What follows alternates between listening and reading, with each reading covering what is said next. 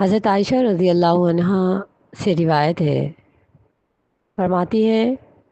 کہ یا رسول اللہ، اگر میں لیلۃ القدر کو پا لوں تو کیا پڑھوں؟ نبی صلی اللہ علیہ وسلم نے فرمایا، اے عائشہ، اگر تم لیلۃ القدر کو پالو تو ان لفظوں میں دعا کیا کرو: اللہم انک عفو تحب العفو فاعف عني۔ اے اللہ، بے شک تو معاف کرنے والا ہے، تو معافی کو پسند کرتا ہے، تو اللہ مجھے بھی معاف کر دے، آمین۔ لیلۃ القدر کی رات تمام لوگوں کو لازم ہے کہ وہ ضرور جاگیں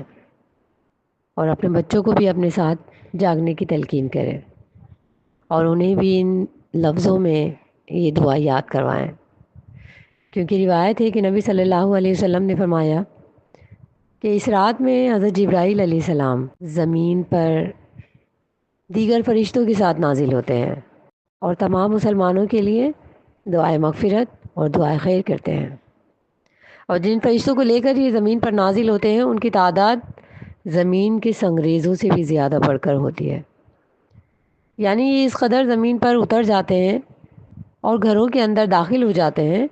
سوائے ان گھروں کے کہ جہاں پر بتوں کی پرستش کی جاتی ہے، جو گرجے خانے ہوں، جہاں پر گاجے باجے کا انتظام ہو، جہاں پر گانے اور گانے کے آلات رکھے جاتے ہوں، یا پھر کوئی نشہ باز انسان وہاں رہتا ہو یا نشے کی چیزیں وہاں پر موجود ہوں، سوائے ان گھروں کے، ان جگہوں کے، یہ تمام گھروں کے اندر داخل ہوتے ہیں اور ان لوگوں کے لیے جو کہ اللہ کی عبادت میں مشغول ہوتے ہیں ان کے لیے دعائیں خیر کرتے ہیں، دعائیں مغفرت کرتے ہیں، اور جن لوگوں کو اللہ کی توفیق سے لیلۃ القدر نصیب ہو جاتی ہے ان سے جبرائیل علیہ السلام مصافحہ کرتے ہیں، اور مصافحے کی علامت یہ ہوتی ہے کہ جس سے مصافحہ کیا جاتا ہے اس کے اوپر ایک عجیب سی رقت طاری ہو جاتی ہے، اس کے جسم پہ جبرائیل علیہ السلام کے ملنے کی وجہ سے تحمل نہیں رہتا، وہ جبرائیل علیہ السلام کی ملاقات کو برداشت نہیں کر پاتا، ان کی روحانیت کی تاثیر کو برداشت نہیں کر پاتا، اور اس کی تاثیر سے اس کی آنکھوں سے مسلسل آنسو جاری ہو جاتے ہیں۔ یہ اللہ کی طرف سے نازل شدہ ایک رقت ہوتی ہے، ایک کیفیت ہوتی ہے جو ہر کسی کے نصیب میں نہیں لکھی جاتی، یہ صرف ان لوگوں کے نصیب میں لکھی جاتی ہے جو مستقل